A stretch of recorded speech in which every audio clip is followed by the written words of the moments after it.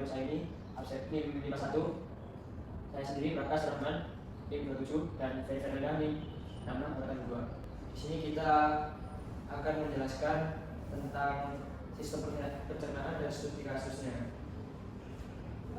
Nah, di sini ada definisi pencernaan, yaitu proses penyederhanaan makanan melalui mekanisme fisik dan kimiawi sehingga makanan menjadi bahan yang mudah diserap dan diedarkan ke seluruh tubuh melalui peredaran darah.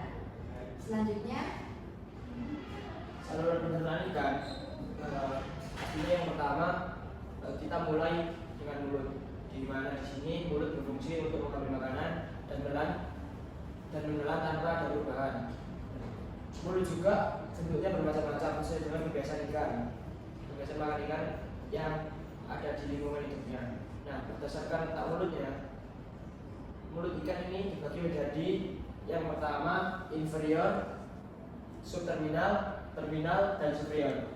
Nah, kemudian masuk ke faring. Nah, pada faring ini bagian kanan kiri pasti mempunyai segmen faring terdapat insang. Nah, di faring ini juga merupakan tempat terjadinya penyaringan makanan. Nah, gigi faring juga berfungsi untuk menyobek dan mengurus bahan tumbuhan dan gas roda. Nah, selanjutnya dalam sistem pencernaan ada rongga mulut. Di bagian belakang mulut terdapat ruang yang disebut rongga mulut. Rongga mulut ini berhubungan langsung dengan segmen faring. Secara otomatis organ yang terdapat pada rongga mulut adalah gigi, lidah, dan ludah. Selanjutnya ada esofagus, terletak antara firnaks dan lambung. Esofagus sukar dilihat dan dibedakan, berbentuk seperti pipa, mengandung lendir untuk membantu menelan makanan dan berfungsi untuk menyalurkan makanan dari mulut ke lambung. Selanjutnya juga ada lambung, yang merupakan segmen pencernaan yang diameternya relatif lebih besar bila dibandingkan dengan organ pencernaan yang lain. Fungsinya sebagai penampung makanan dan mencerna makanan secara kimiawi. Dan selanjutnya juga ada pilorus. Pilorus merupakan segmen yang terletak di belakang lambung dan usus depan. Fungsinya sebagai pengatur masuknya makanan dari lambung. Kemudian setelah pilorus ada juga usus, di mana di usus ini merupakan tempat penyerapan utama dari makanan yang telah diolah di lambung. Nah, tentunya pada usus pada masing-masing ikan ini tidaklah sama, seperti kayak ikan herbivora dan pemakan plankton, ususnya lebih panjang dan bisa mencapai 2 kali. Sedangkan pada ikan karnivora ususnya lebih pendek karena pencernaan dari makanan itu beda. Terus kemudian ada rektum, di mana di sini rektum ini merupakan segmen saluran pencernaan yang terujung, terletak antara kantung rektum dan anus. Fungsinya rektum sendiri untuk menyerap air dan mineral.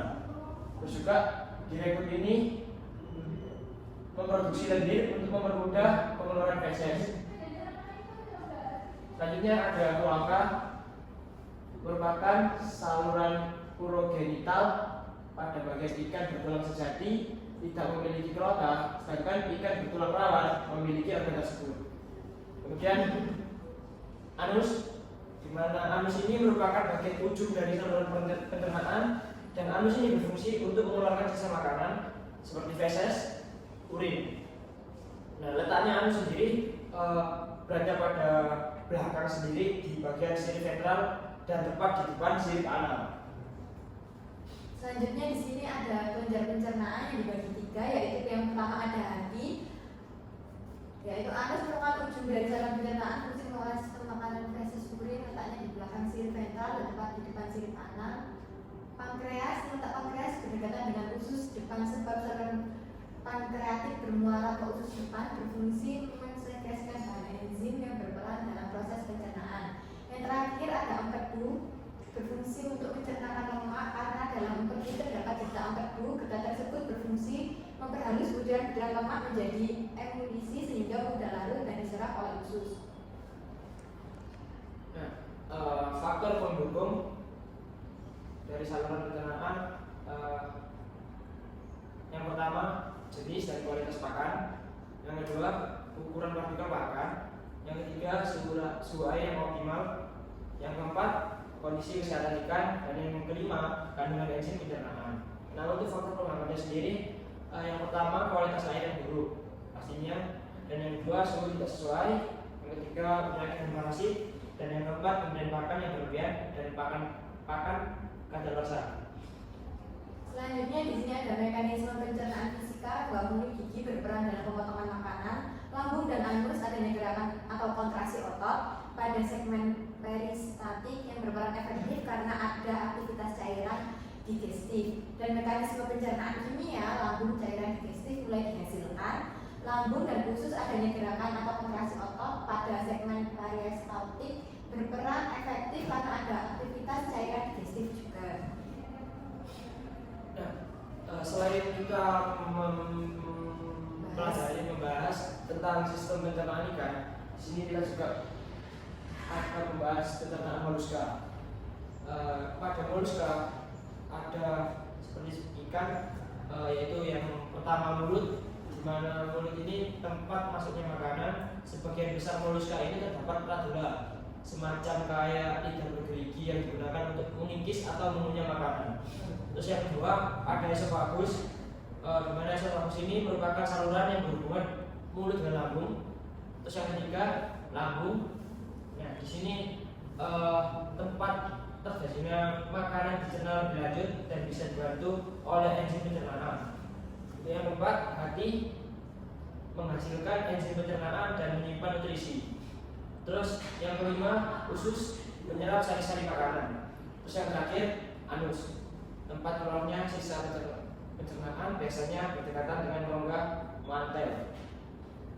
Terus ada sistem pencernaan krustasea juga, yaitu makanan krustasea berupa bangkai hewan-hewan kecil dan tumbuhan.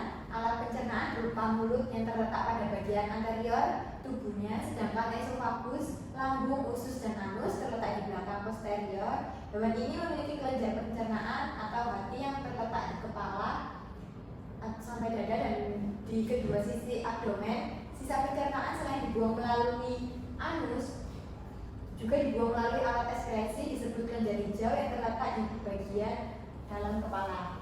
Pada bagian kepala terdapat beberapa alat mulut, yaitu 2 pasang antena, 2 pasang mandibula, dan 1 pasang maksila, 1 pasang maksiliped. Nah, di sini juga ada studi kasus, yaitu pada organisme ikan, contohnya ada ikan paus memakan plankton, Mytridium typhus. Nah, unikannya sistem pencernaan ini tidak mencari makanan, tidak punya gigi tajam atau usus spiral. Dan yang kedua ada organisme kepiting tapal kuda, Limulus polynemus. Keunikan sistem pencernaan ini mengunyahnya dengan kaki tanpa lambung yang jelas. Dan terakhir yaitu ada cumi-cumi vampir, Vampirotectis invernalis. Keunikan sistem pencernaannya yaitu makan detritus, bukan hewan hidup, dan pencernaannya juga lambat. Berikut sudah penjelasan dari kelompok kami. Mungkin